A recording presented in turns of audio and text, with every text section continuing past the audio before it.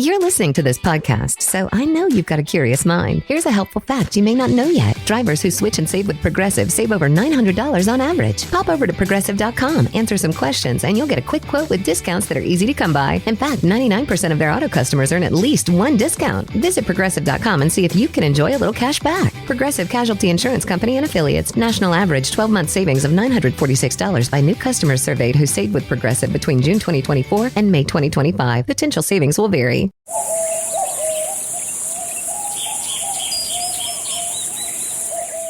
As a chef, I know flavor doesn't begin in the kitchen. It begins on the land. And Westhome's nature-led Australian Wagyu is a story written in the landscape of Northern Australia. Cooking is storytelling, and Westhome Wagyu carries a story of Northern Australia itself. Raw, powerful, and deeply authentic. It's a testament to the passion and care raised in the rhythm of Northern Australia. I'm Chef Maylin from 88 Club in Los Angeles, and I invite you to visit westhome.com/Maylin to learn more. And taste a story only Westhome nature-led Australian Wagyu can tell. That's westhome.com/MEILIN. Well, hey there.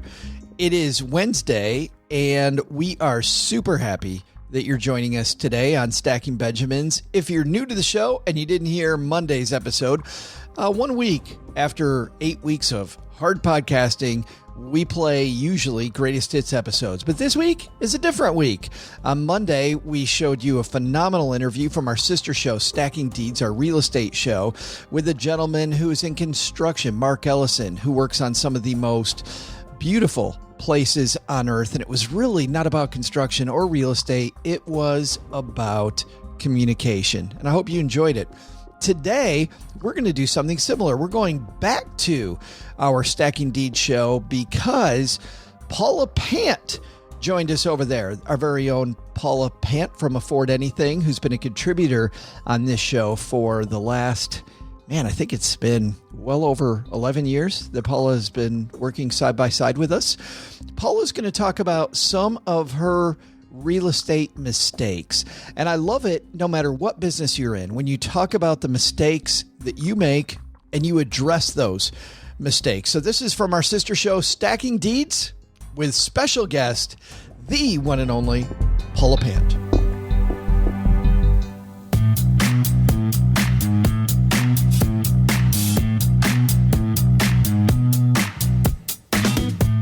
Live from the back of Ruth the Realtor's car, it's the Stacking Deeds Show. I'm Ruth's neighbor and part-time mechanic, neighbor Doug, broadcasting from the spacious, luxurious trunk recording studio. Today, we bring you a special episode of the Stacking Deeds Show. We'll talk for nearly an hour about her real estate journey with our BFF from the Afford Anything show, Paula Pant. No surprise, she's got a plan.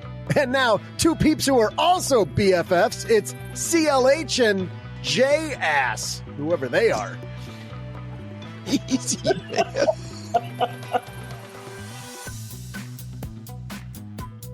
I don't think it's how it's usually pronounced, Doug. We don't usually. Makes sense logically. Use your context clues. That's what I was always taught. Well, you can hear my co-host, Crystal Hammond, who we don't have in the back seat of the car today. I've got the spacious back seat all to myself. Doug's in the trunk, and I got somebody else's junk in my trunk today.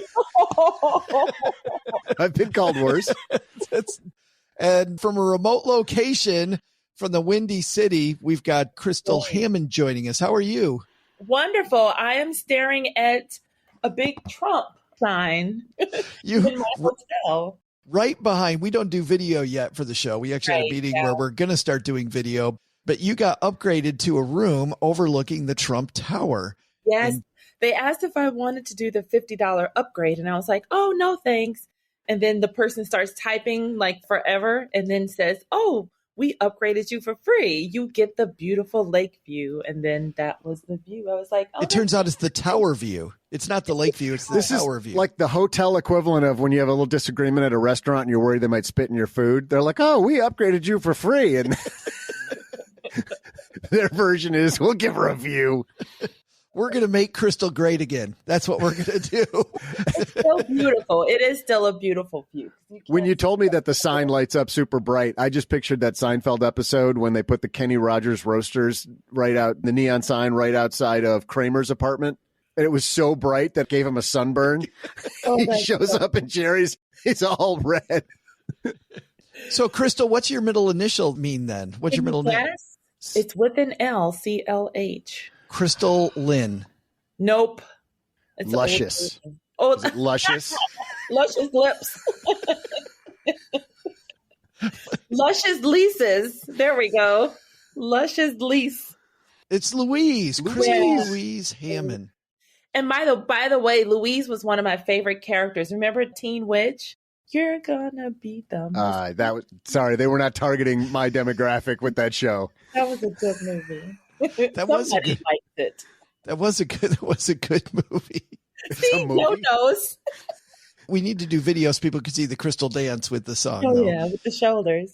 Crystal, we might as well get this show rolling. We got a great show today. We've got Paula Pant joining us from Afford Anything. She's going to tell me her money story here in the back seat. Oh, yeah. Me and Paula, we all go way back. I sat by her parents when she won. We both won Plutus Awards the same year. She's won a whole bunch, but her parents are so cute. Yeah, we were sitting by each other. Yeah, you figure out where Paula got her lack of height from when we met her parents in Orlando that year. She comes by it honestly. I think between them, they're probably an NBA size. Like if you put them all on each other's, if you stack them up, right? If you stack the three of them, you get somebody who's 6'6". So you never told us what J-ass stood for. Well, it's an A. It's an A, and it's not what you guys are inferring. What's the A? Doug might know what the A is. I know exactly what the A is. Austin. Do you want this public?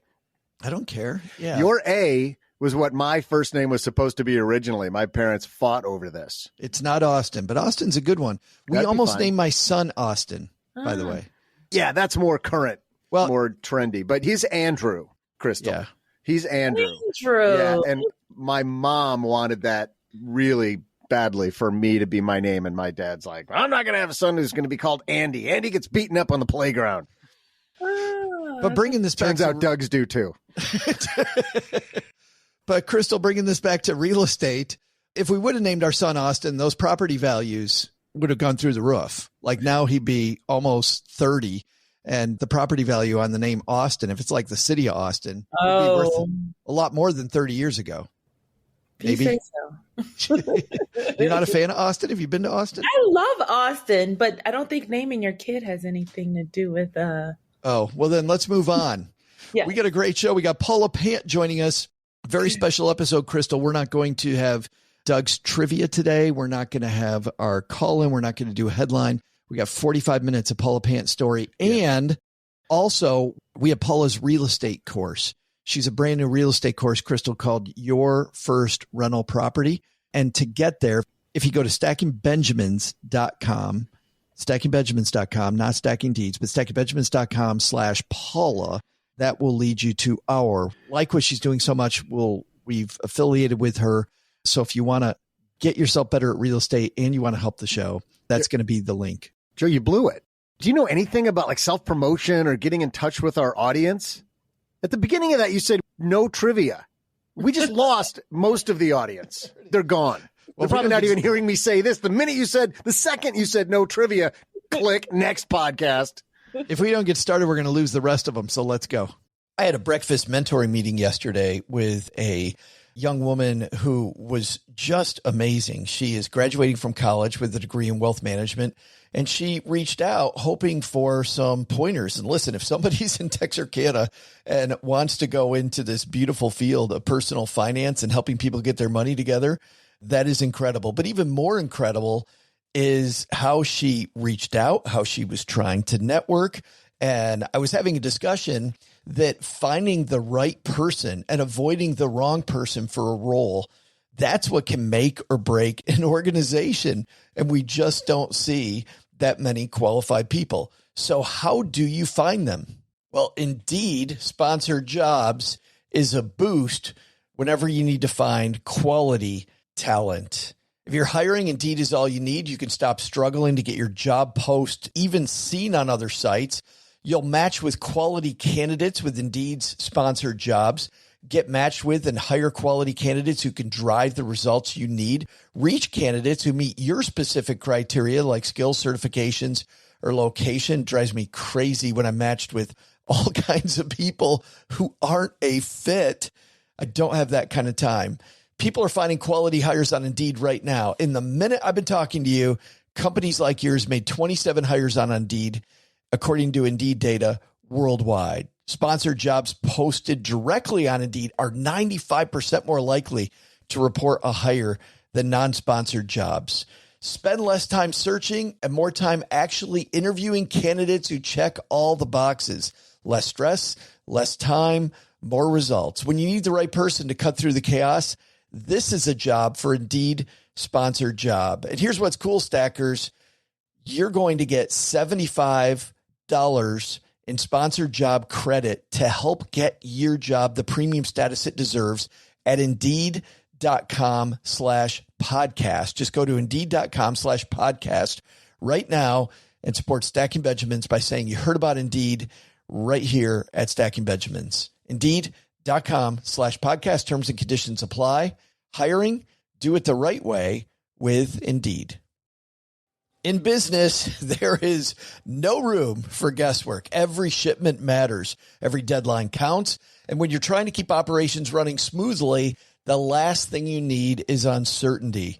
That's why reliability is at the core of USPS Ground Advantage. From the moment your package is first scanned in, it moves through a secure nationwide network, aiding in a timely and accurate delivery. You get near real-time tracking so you can keep up with your shipments. And with affordable upfront pricing, there are no hidden fees or surprise surcharges to throw off your cost sheets.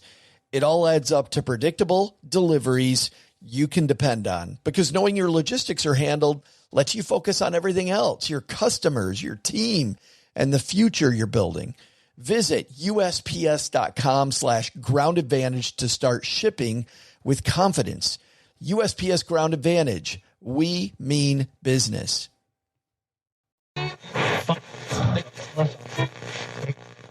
the Paula Pant joins us. How are you? I am great. How are you doing? Holy cow, am I great. You've got some energy, girlfriend, today. Oh, well, thank you. I'm on my first cup of coffee.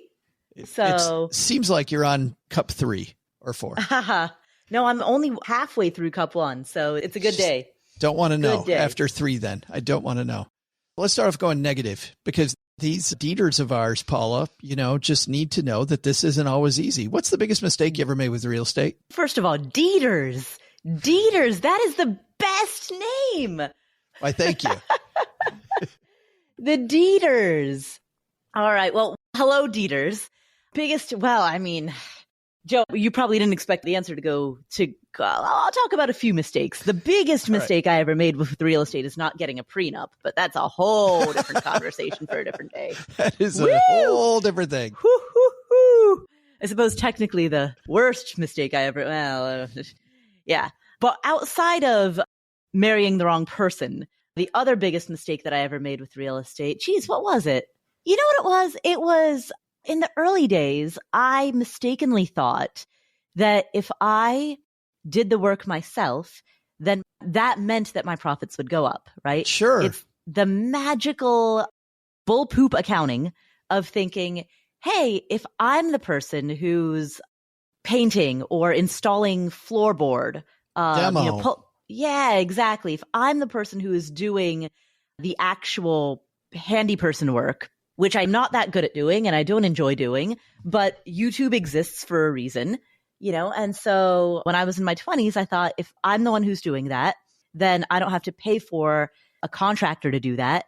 And that means that my quote unquote profits are higher. And I even in the early days went so far as to think, well, that's my competitive advantage, right? Made the mistake of taking a fancy sounding term, competitive advantage, and thinking that necessarily, meant something. So competitive advantage was that you are becoming a carpenter yourself. Yeah, basically, I was like, and not just a carpenter. I was trying to do every piece of it. Like I got a real estate agent license so that way, if I ever went to sell any of my properties, I would be able to keep the commission. On the buy side, I would get a bit of a commission. Also it would help me find properties by searching directly on the MLS, right? So do you know how Tesla does this whole vertical integration thing where every step of the car manufacturing process, they do themselves? Right. SpaceX, same thing. They do this vertical integration thing. I was basically trying to take that vertical integration model and apply that to the way that I invested in real estate. And by the way, for our Dieters, what that means is that if Tesla decides that they want to upgrade something, they can do a system reset that's electronic. And because Tesla owns the entire car, every single thing is going to talk to that car. So frankly, they could just change the computer chip and the entire car will either respond or not respond to the computer chip because they control the whole process. Where Ford is an example, Ford uses a bunch of outside manufacturers. So maybe the chassis doesn't respond or the seatbelts don't respond or whatever it is. And because of that, Ford has a more difficult time if you bring the car in, putting these different systems together. Exactly. And just think of how it is, Joe, you and I in our own businesses, if we want to, we were just talking about this right before we hit record, right? Anything that we want to do related to video editing, right? Or just video recording, we're dealing with outside third parties and we don't quite know how their systems work. And then there's this whole step in the process where we're like, all right, we need somebody on our team who can contact somebody from their team and figure out how all of these systems and processes can work together. Right. A company like Tesla doesn't have to do that because they've done everything, every piece of the process they own. So anyway, far, none of your thinking sounds flawed. Like you're going to cut your cost by knowing how to do electrical. I mean, just to be completely ludicrous, right? Shockingly good at it. Oh, and then but my plumbing skills are kind of shitty. Seriously. But she's here all week. And then you're going to become a realtor to cut out the real estate cost and to get a leg up. And when properties are just going on the MLS, you're going to see the hot new stuff and maybe get it before everybody else gets it. And then third, you're creating this just vertical integration system so that it's all in-house. So if anything goes whatever, you've got it. I'm surprised you're calling this a mistake.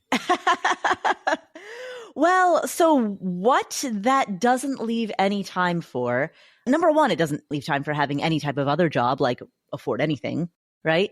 But number two, it also doesn't leave time for growing the business, right? If you're spending all of your time working inside of your business, then you have no time to actually grow the business, which is buy more properties, or raise more funds to buy more properties. Ultimately, what does the CEO of any company or the director of any nonprofit, what's their primary job? It's make sure that you have enough money in order to continue growing. As the leader of a company, that is your number one job, right? And depending on the type of company that you run or the type of nonprofit that you run, it could come from increased revenue. It could come from, if you run a nonprofit, that comes from donors. If you run an early stage startup, it might come from venture capital funds.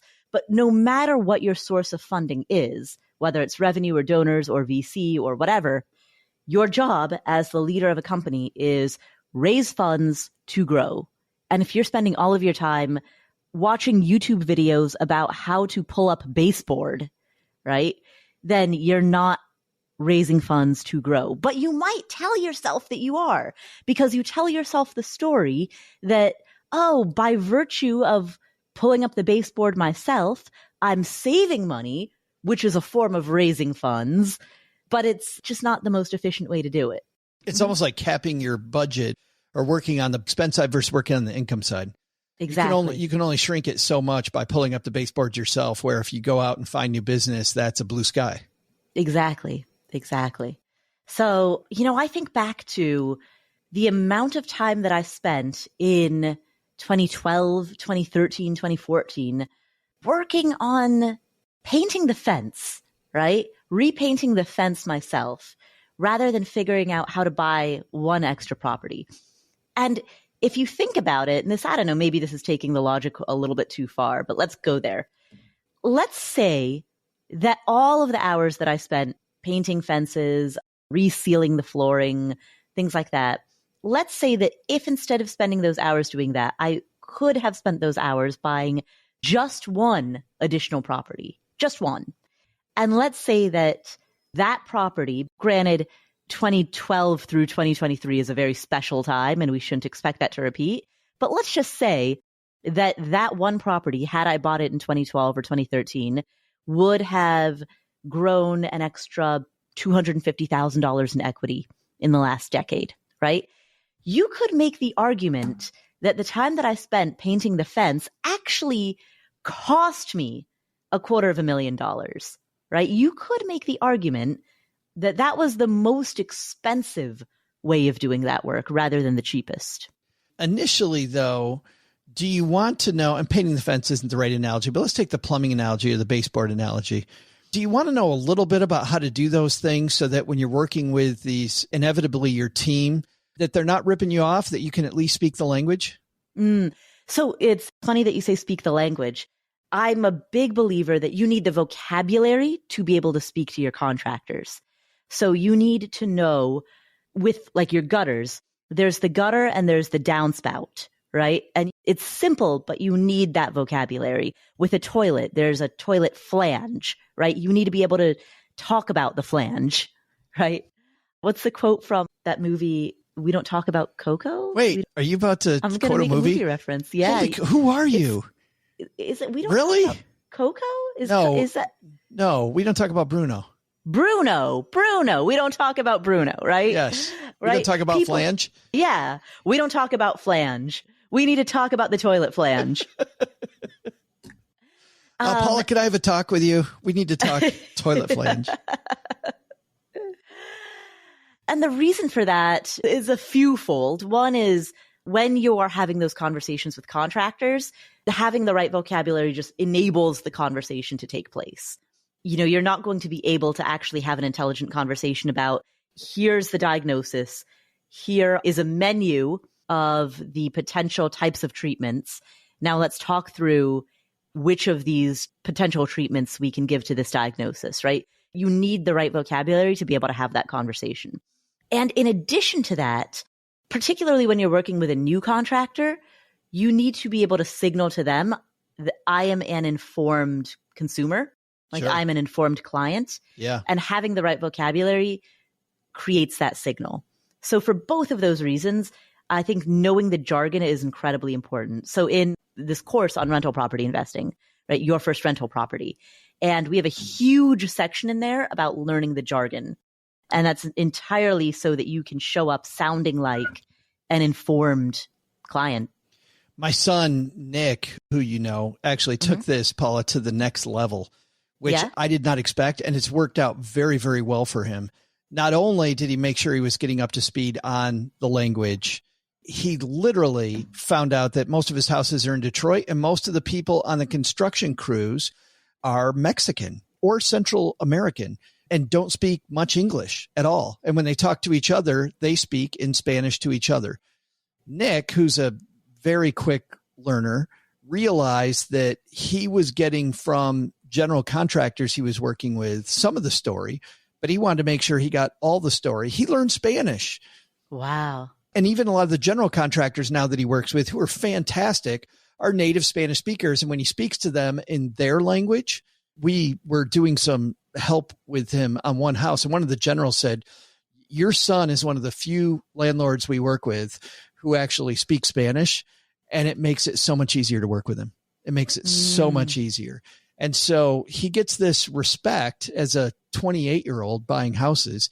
He gets a respect I think a lot of guys in their 20s might not get because he's coming to them to talk about the work. I thought that was pretty brilliant. I love that. That's fantastic. Yeah, I absolutely love that. It was so wild. So let's talk about that, though. Your first house, right? And buying that first house. What's the most important thing to get right on buying your first rental property? There is a particular formula. It's this thing that you're calculating for. It's called the cap rate.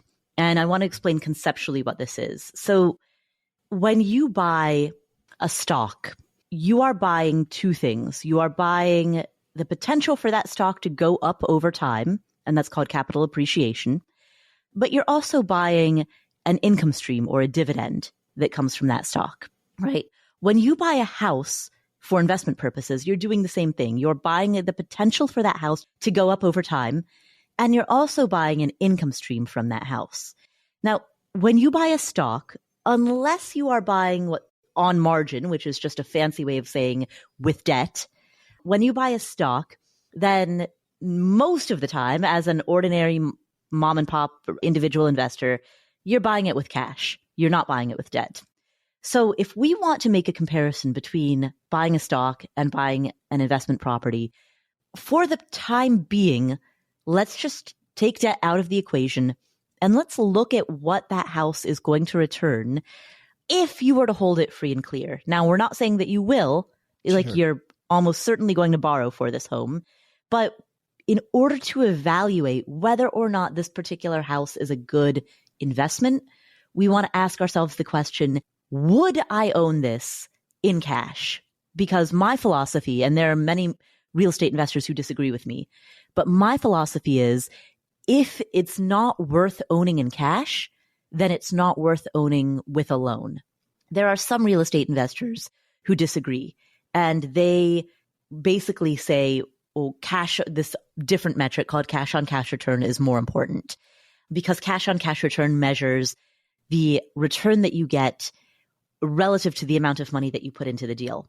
My personal philosophy is that the cash on cash return formula is a formula that can make a house look good only if you borrow to buy it, but it's not ultimately a house that you would ever want to own in cash because the returns, if you owned it in cash, wouldn't actually be that good. Which means that your metric, then it sounds like, is more conservative. Yeah, it is. It's a more conservative metric because my metric is cap rate. It's all about the cap rate. And the cap rate basically is a measure, I'm going to use two big fancy words, unleveraged dividend, right? Which basically means what's that dividend? What's that income stream? If you own it in cash, if you didn't borrow for that house, what would be your dividend, so to speak? And the way that you calculate that is you look at the gross, the total revenue that that house produces, you subtract out the operating expenses, repairs, maintenance, major capital expenditures, property management fees, you subtract all of those operational expenses out. And then whatever is left over, you divide that by the value of the property or the price that you paid for the property.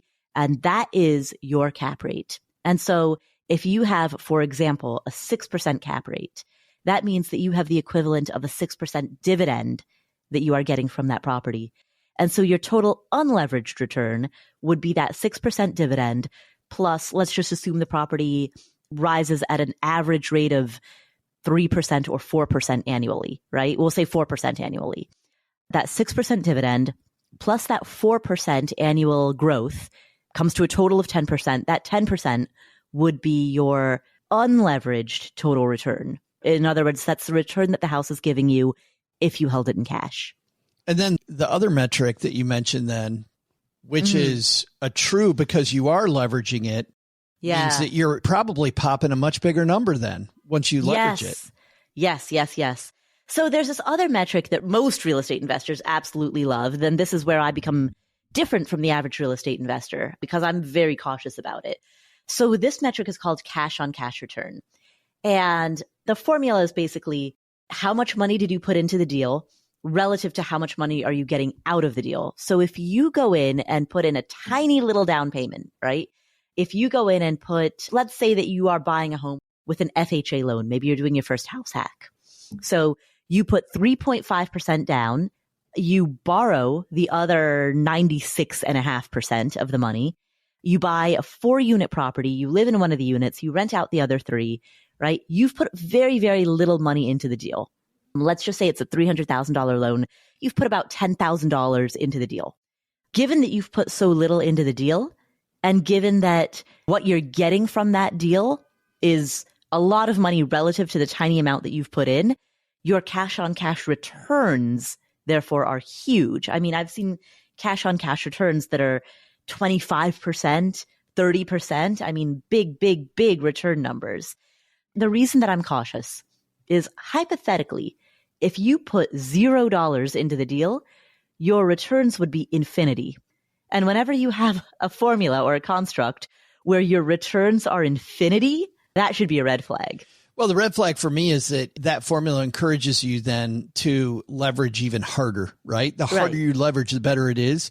And we just know from past experience, maybe some people don't know, 2007, 2008, and, the landscape might change. And if I'm super leveraged to get that cash on cash return, that unwinds a lot quicker. It gets ugly quicker, I think, for you. And that's what I want to worry about. I mean, I always want to worry about, what if the worst happens? If the worst happens to me, I want to make sure that I've got my downside covered. Exactly. The way that I like to say it is leverage. It's a lever. And a lever, if you think of a seesaw, it can rise you up into the air really quickly. Yeah. A seesaw can also plummet you back down. Have you ever been on a seesaw and the person on the other end jumps off and boom, you hit the ground really hard, right? That's what a lever can do, know? So imagine just the bigger that end of the seesaw, right? If it's a tiny seesaw, something designed for little kids, the two sides of the seesaw, the lever is going to be rather small. If you're at Burning Man, right? If you're at a festival and they're making some ridiculous giant novelty seesaw for grownups, that's a type of seesaw that can hoist you really, really high into the air. And it's also going to really hurt when you come crashing down. Josh Dorkin, who created Bigger Pockets, our friend over there, Josh had a great quote that he said to me one time, which was that, you see so many people offering real estate products because of the fact that leverage creates more quick winners. Yeah. But also when you go through times that are inevitable, like 2007, 2008, leverage also flushes out far more people. It's funny because, if people use leverage to buy stocks, we call that options. And most investors will go, are you crazy? What are you doing buying these options? Really? You're going to leverage your stock portfolio? That's crazy. In real estate, we call it a mortgage. And everybody does it. Right. Exactly. It's so wild when I hear some of these people just go, leverage is your friend. Yes, it is. However, that knife's got two sides. Yeah. In the course, I refer to them as debt-loving weirdos. And I talk about not drinking the cash on cash Kool-Aid. And, I'm not Dave Ramsey about this. I think that a very moderate amount of leverage is fine, right? It's what gets you into the game. But it just needs to be taken with a giant, not just a grain of salt, but a giant salt shaker, right? Well, because the thing that you have, Paula, with real estate is you do have this income stream coming in that can pay that mortgage. So you do have, where with stocks, finding a stock position that will give you a dividend high enough to make that option worth it is a lot. So it truly isn't tomato to tomato or orange to orange or whatever.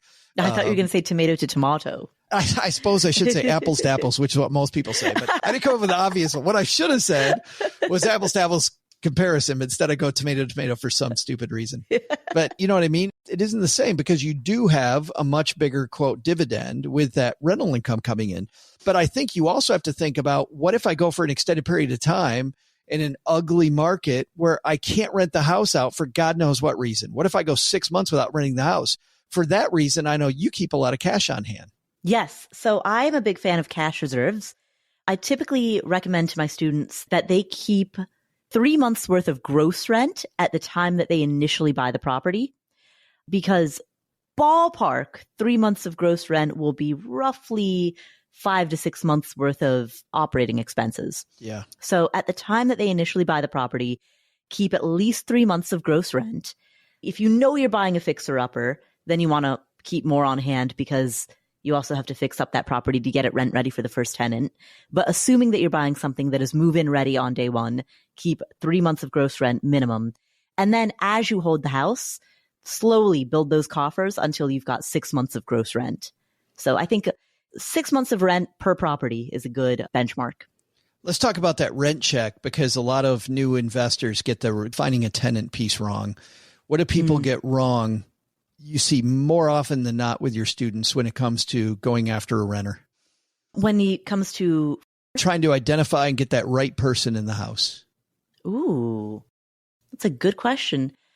I think people are maybe a little bit too metric driven. I know a lot of students who will say, I thought you were going to say the opposite. I thought you were going to say they're not metric driven and no. No. I think my students are a little bit maybe too metric driven in that they want a very specific credit score, right? Yeah. And they're like, if someone doesn't have at least X credit score, then I'm not going to consider them. We had a guest recently that was exactly the opposite. Her problem was she had to have a property manager, not because she felt like she necessarily needed one all the time. She's like, I am a pushover and I will let the most homeless person that can't pay anything into my property. Right. Yeah. And that's a good example of know yourself. Yeah, it's true. Yeah. But most people, I would guess, you're right, swing the other way. If you don't got a great credit score, then. Yeah, exactly. And the thing is, there are different reasons why a person might have a damaged credit score. And you can see when you run a credit check on a tenant, you can see their history. Do they have a history of lots and lots of late or missed payments on a lot of things, right? Basically, do they have just a history of not paying bills or paying bills late? Or do they have a history where they've consistently always paid bills in full and on time, but then they had one really major unfortunate gaffe? I had a tenant like that where I looked at his credit history and he was very, very consistent at paying his bills in full and on time. And this is like 2012. So this is in the aftermath of the Great Recession. He had owned his condo and his condo got foreclosed on, right? So that foreclosure on his condo wrecked his credit score. But with the exception of that one foreclosure, he had a very clean credit history. So, I was happy to rent to him and he was a great tenant. So people don't dig into the credit score enough. Like they just take that number and boom. Yeah, they take the number without looking at the story, right? Which makes sense to me because it's going to be hard to find that perfect credit person that doesn't want to just go buy their own house. Right. I mean, so much more difficult. Yeah. And that part, it depends. Like I've had many tenants who are just not in a position where they would want to buy a house. Like, for example, a bunch of my tenants were med students, so they were in school. I've had tenants who are in their first couple of jobs out of college and they don't know exactly how long they're going to be living in Atlanta. Maybe it'll just be for 2 or 3 years. They're not ready to settle down. They want the flexibility to move around, to move to another city. Like for a lot of people who do have a good income and good credit scores, they're just not in a place in their life where they want to settle down and make this their home. And Yeah, my last tenant was a guy that just didn't realize that he could buy a house until I told him that I was selling the house and I would like to sell it to him. And he was shocked when he got a loan. He was shocked and I wasn't shocked. He just never done the math. It was like, yeah, you could be my renter forever. That would be fantastic. But I, for a variety of reasons, decided to sell it and ended up selling it to my tenant, which was really cool. Let's talk about the course. It's your first rental property. You, I know, not only put a lot of time into developing this course, Paula, but you this year went and talk about painting the fence. You didn't paint the fence. You gutted the inside and have completely renovated the place, even though from reviews I saw last year, people that were in it loved it. So talk about what do people get with your first rental property? So your first rental property is a 10-week long course. We give it a cohort experience. So there's a very specific enrollment window. If you want to be part of the course, you have to enroll during this very limited time window. It's a 10-day long window. And once you enroll, everyone starts the course on the same day. And then we go through it together as a cohort for 10 weeks. Now, if something comes up, and this more times than not, this usually happens to most people, something comes up, you get a big project at work, your kid trips and falls and, sprains their ankle and ends up, right? The life happens. And so people oftentimes are not able to kind of move along with the cohort, but we've designed it to be a cohort experience so that you have accountability, you have peers that you can learn all of this with. We have study halls, because we give you homework assignments. So there are study halls where we cover how to do the worksheet or how to fill out the spreadsheet, how to do the homework assignment for the week. We have accountability groups where if you are in the active stage where you're actively making offers on properties and you need feedback from other people who are actively in that stage, right? We've got accountability groups for that. So it takes the loneliness and the throwing spaghetti at the wall, trying to figure out what the hell you're doing out of real estate investing, because you've got a group to do this with. You've got TAs, teachers assistants, who are all alumni of the course, and they're all successful rental property investors who are there to guide you and help you through the process. And then the lessons that we walk through, we start with a module on how to analyze properties, because that's the most important piece. So we spend 2 weeks covering how to do the math, how to analyze properties. There's a very, very detailed spreadsheet that's part of that. Then we go into how to find properties. And it's not just the MLS. You can use the MLS if you want to. That's the multiple listing service, which is where publicly listed properties are listed. And that's one option. But we also tell you how to find off-market deals, right? That's the finding module. After that, we go into the financing module, where we talk about all the different types of loans and loan products that are out there. And then we go into renovating the property. And it isn't Bob Vila's how to tear out the floorboards. It's how to think through a renovation. How do you decide what the if important you think parts? Yeah, exactly. If you think of the spectrum, there's feasible on one end of the spectrum. There's optimal on the other end of the spectrum. Where within that spectrum do you want to be?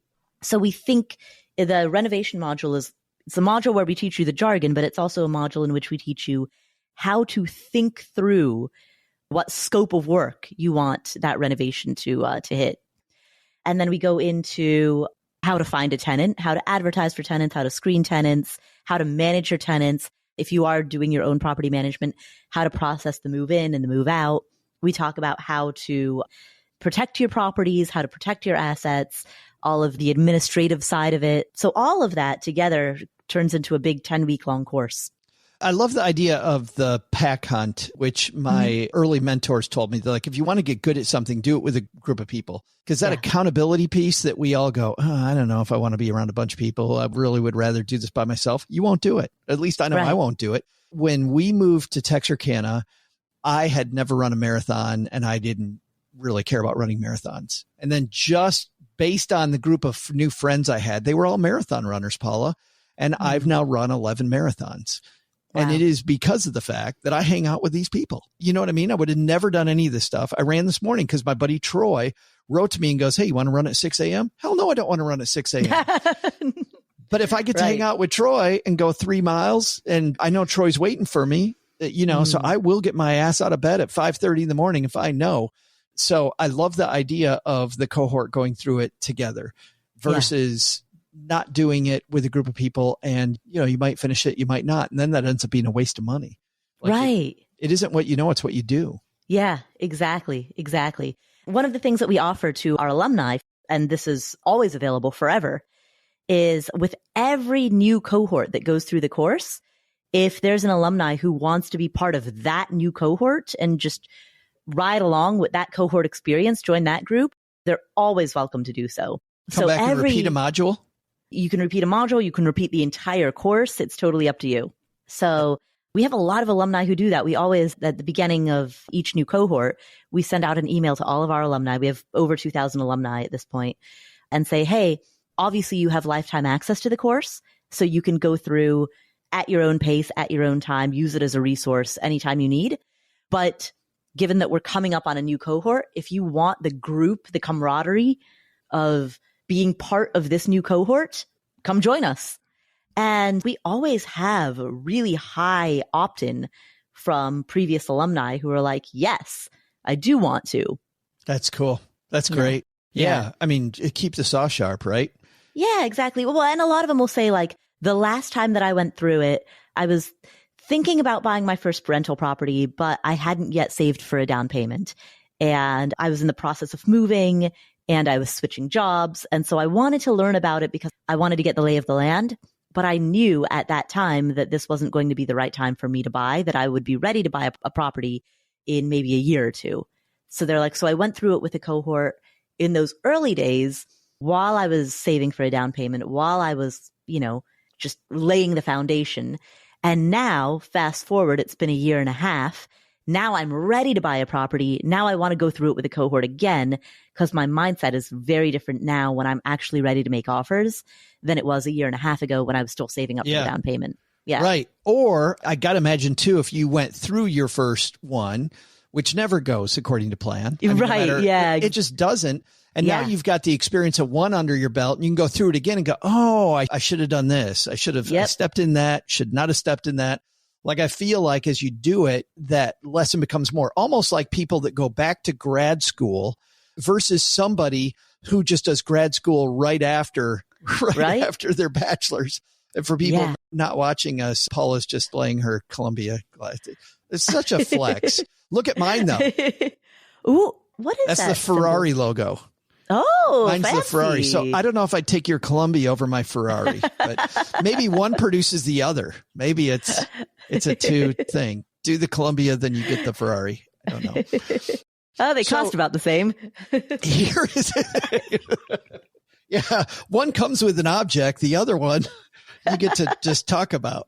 Here's our link. We believe in Paula in this course so much that we have partnered with Paula. And here's what we're going to do for all of our Dieter listeners. And we're playing this on Stacking Benjamins week as well. So our stackers out there, if you go to stackingbenjamins.com/Paula, that's stackingbenjamins.com/Paula. What we're going to do if you buy it through us, because wait, there's more, is that while people that know me know that property is not my expertise, but what is my expertise is that you want to make sure that your budget is in order to get that property finished. You want to make sure your budget is airtight. I put together from the time that I was a financial planner what I used to call my Sherlock Holmes list, which is all the places where money is going. It's in the sofa cushions behind me. You know, you find $20 in your pocket, but it's much more than that. Like, there was money that I would reliably look and I would find money seeping out of my client's budget. And so we want to make those airtight so that more money can go into being able to do the rental property and not have it blow up. So we will give you that sheet as well if you buy it through us, Joe Sherlock Holmes sheet. How about that, Paula? Sherlock Holmes sheet. Well, I like that. That's what I call it. But I don't think I don't think the official name is that. But that was always when Tina, who still works with us today, when she was my assistant in financial planning, she would always, if somebody brought in their homework, which was show me your budget, she'd sit my Sherlock Holmes sheet right on top of it. And I would go through the Sherlock Holmes sheet. I'm like, oh, we got to look there. We got to look there. We got to look there. We got to look there. And we would find thousands of dollars. It was really cool that people didn't know that they had. So we will include that if you use our link, if you decide to enroll in Paula's course, stackingbenjamins.com/Paula. That's it. Anything we didn't cover that we should have covered, Paula? Let's see. Oh, you know what we should cover? 2023. Because this is such a different time. All right, there's a few things that we should address related to the era that we live in. Sorry, Joe, am I going long? Do we have a... No, we are going long, but we specifically told everybody ahead of time, Crystal and I, that this was going to be a long discussion. So, oh, fantastic, fantastic! You know me, I'm long form, right? We got like 5 more minutes, so we're good. All right, so a few things that we should talk about. First of all, if you think, hey, property values, home prices are really expensive, am I too late? I want to reassure you. I have heard people say that literally every year since 2013, 2014, right? Back in 2013, I heard people say, oh man, look, the prices have gone up so much since 2010. I'm too late, right? And then 2015, they said the same thing. And you think to yourself now, God, if I'd gotten in 2013 where everybody was saying no, how great would it be? Yeah. People in 2015 were like, look at how much the prices have gone up. Just look at how much they've gone up between 2012 and 2015. Look at how much they've gone up in the last 3 years. I am way too late. Damn it. I'm too late. All right. And then 2017. Oh, look at, and so consistently year after year after year, I always hear this. And so if I understand why you think this, but 3 years from now, do you think prices are going to be higher or lower? Right? 3 years. I'm telling you, we are in a housing supply crisis. We have far more demand than we have supply. And that's a formula for home price increases. In addition to that, when interest rates drop, because interest rates are not going to be 7 or 8% forever. When interest rates drop, do you think there will be more buyers or do you think there will be fewer buyers, right? Back in 2020 or in 2021, I just posted about this on Twitter earlier today. Even in 2022, people kept saying, man, I'm trying to buy a home, but the moment a house comes on the market, it gets multiple offers on the day that it's listed. And, by 5 p.m. on the day it's listed, it's under contract with 5 backup offers, right? People in 2021 and 2022, when interest rates were low, were trying to buy a home, but there was so much competition. Everything was going for above asking price with like multiple offers. The average days on market, which is a measure of how long a home would sit on the market, was incredibly low. Tiny, yeah. Yeah, it was teeny tiny, right? And so a lot of home buyers were frustrated because of all the competition, of everything going above asking price. That's not a problem in 2023, right? There's not a lot of competition from home buyers. So the advantage of being in a higher interest rate environment is that you get to buy a home at a time when there's not a lot of competition. You can buy something for potentially below asking price rather than at or above it. You can ask for additional contingencies within your offer, which is just a fancy word for you can ask for more stuff, right? As a buyer, you want to be making offers at a time when there isn't a lot of competition. And when interest rates decline, which inevitably they will, we don't know when, but at some point they will. When interest rates decline, there's a pretty good likelihood that there are going to be more buyers. Well, and if you can afford to buy now with the additional interest expense that you have now, that when that interest expense goes lower later, when you refinance, it just becomes a more conservative deal. So if you can conservatively buy today, then it only gets better from here.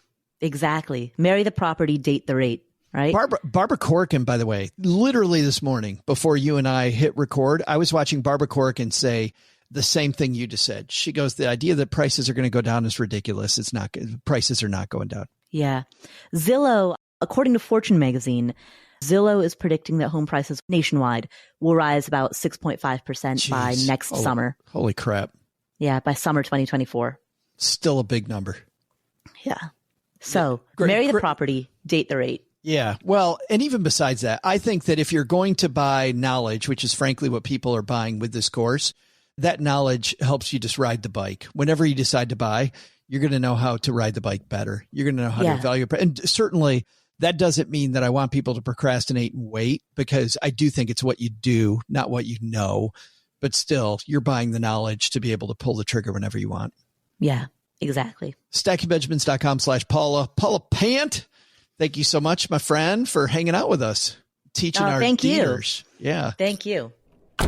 You're listening to this podcast, so I know you've got a curious mind. Here's a helpful fact you may not know yet. Drivers who switch and save with Progressive save over $900 on average. Pop over to Progressive.com, answer some questions, and you'll get a quick quote with discounts that are easy to come by. In fact, 99% of their auto customers earn at least one discount. Visit Progressive.com and see if you can enjoy a little cash back. Progressive Casualty Insurance Company and Affiliates. National average 12-month savings of $946 by new customers surveyed who saved with Progressive between June 2024 and May 2025. Potential savings will vary. What would you do if your online store converted 36% more shoppers? You could take 36% more vacation. Another pina colada? Yes, please. Open a new retail location with 36% more square feet. Fantastic. Hire 36% more help. You're hired and you're hired. Shopify has the world's best converting checkout, up to 36% better than other e-commerce platforms. What you do with those extra sales is up to you. Switch to Shopify today at shopify.com/listen and get a $1 trial. Shopify.com/listen.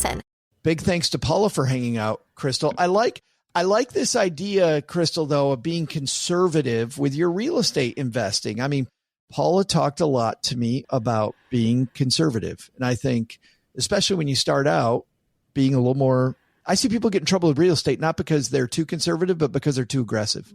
Right. You never want to bite off more than you can chew, and that you can't afford to screw up your first deal. You want people to take you seriously. And so you want to take your time to learn the lingo, learn the ins and outs of everything, because you don't want to cut corners. And what do people do when they're not prepared or run out of time? They cut corners. That's the first thing you do. And so when you're conservative, you're taking the approach of, listen, this is going to be, and we always talk about slow and steady. This is going to be a slow and steady kind of deal. Then you ramp it up. You know, she was happy to tell us about her biggest real estate mistake. What do you think yours was? Ooh. My biggest mistake was definitely not knowing what I was signing on that first deal. Oh. I just had a conversation yesterday that, what was the name of that old GMAC? I used to get class action settlement lawsuit checks. I've also gotten class action lawsuit settlement checks from Wells Fargo too, because there were things that I was jumping into that I didn't understand. Of course, they ended up working out, but thankfully, the courts stepped in to say, hey, you did some bad predatory actions towards this group of people. You need to pay them back. But had I not been a part of those class action lawsuits, I wouldn't have known I had any rights. And there's still some things I probably got taken advantage of. So definitely just don't do these things alone. Have somebody you trust or know. And at the very least, I think the big thing there is read the contract. I was having a discussion with the wonderful comedian who writes for Stacking Benjamins, Lisa Curry, and she was talking about how many comedians don't read the contracts that they're given with these different, production companies or what. It's the same thing in a real estate contract. Crystal, this is such a big transaction to not go through that contract. It is. I think a lot of people also, they want to rush into it and they feel like they don't have negotiating power. It's like, oh, well, this is their contract. And no, you're the one that's starting the transaction. So what you say goes. So if there's something you don't understand or you need clarification on, ask it. Because even for me building these buildings now in Chicago, I was getting a hard money loan and I had to ask someone, hey, what fees should I negotiate on? And I spoke to someone from FinCon Beach, surrounding yourself with like-minded people. One of the guys there, he told me, oh, these are the fees that you can negotiate on. And he saved me a lot of money just because I was doing something new on my own. And fabulous. Yeah. So when they sent the contract, I was like, hold on, give me a minute. And I pretended like I was parking my car or something. I pretended like I had a bad connection. And I just reached out to someone else to ask, what can I negotiate? I love that idea. I get coaching from a strategic coach, and one of their big maxims is to ask who, not how. Ask who knows this. And by the way, that's why we partner with Paula, is because clearly Paula knows. So it's stackingbenjamins.com/Paula. And Crystal, I told everybody that if they use our link, we're going to throw in a bonus, which is my Sherlock Holmes sheet that I used when I was a financial planner to find money hidden in your budget. Ooh. So we will throw that in if you use our link. You can obviously not use our link, then we don't get any affiliate income. You can go right to Paula's course, but we're going to give you a little extra if you do. I'm glad it wasn't a Sherlock Holmes monocle or a looking glass, magnifying glass. I thought we'd save that for next time. That'll be Stacking the double bonus. Stacking Deeds branded monocle. Yes. How cool will you look? Well, I'm sure all the cool kids have a monocle. Let's on top of their glass. Let's dive into the community calendar before we say goodbye. There's only one real piece of news this week, Crystal, and that is that this show, like all podcasts, needs to have a budget so that we can keep podcasting. We need to actually find ways. I don't think either one of us are in podcasting to get rich. I always laugh when I see people do that. However, we do have to hire help. We got the amazing Ivy who does our editing for us.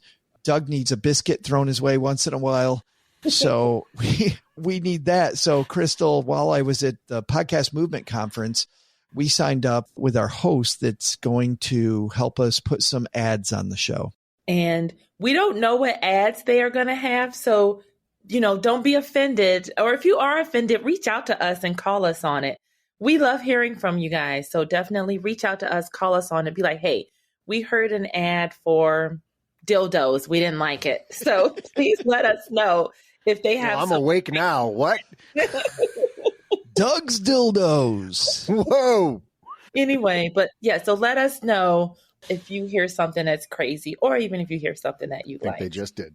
the way that, just to pull back the curtain a little bit, your ability to control what the advertisements are on your podcast depends on the listenership. And because this is a smaller show, than Stacking Benjamins. And because it's in a niche and it's a newer show, real estate shows have a smaller audience than just a general audience show has. It's just like a personal finance show has a smaller audience than a comedy podcast will generally have. So our ability to say, no, we don't like that one. Yes, we do. We just don't have the ability to do that.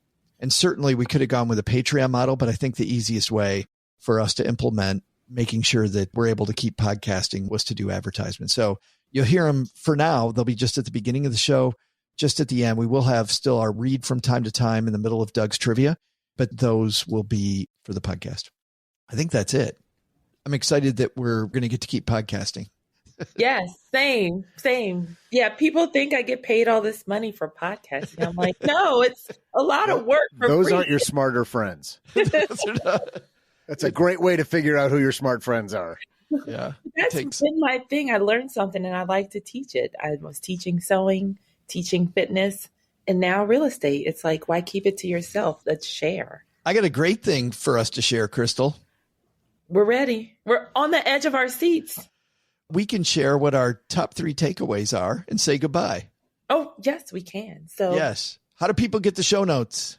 First of all, head to stackingdeeds.net/show notes. The show notes are written by yours truly. So even if you have feedback on any previous show notes, I'd love to hear it. Tell me if I'm too wordy or not wordy enough. And that's how you get your show notes delivered every week. Awesome. She's Crystal. I'm Joe. And here comes Doug. Doug, what are our big 3 takeaways today?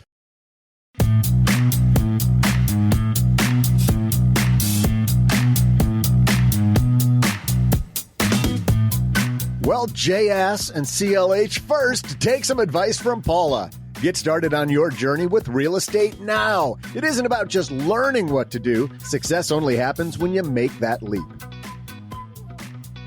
Second, what seems like a good idea isn't always one. Success in real estate doesn't always have to mean DIY. You can often make more money finding deals and focusing on the big picture with your empire and let the experts handle the floorboards and the painting. But the big lesson? Make sure you tell someone to leave the trunk unlocked during these special episodes. I could have gotten up and walked around. Oh, there's a cramp. Thanks to Paula Pant for joining us today. You can find out more about her Your First Real Estate course at stackingbenjamins.com/Paula. We'll also include links in our show notes at stackingdeeds.net. Cramp!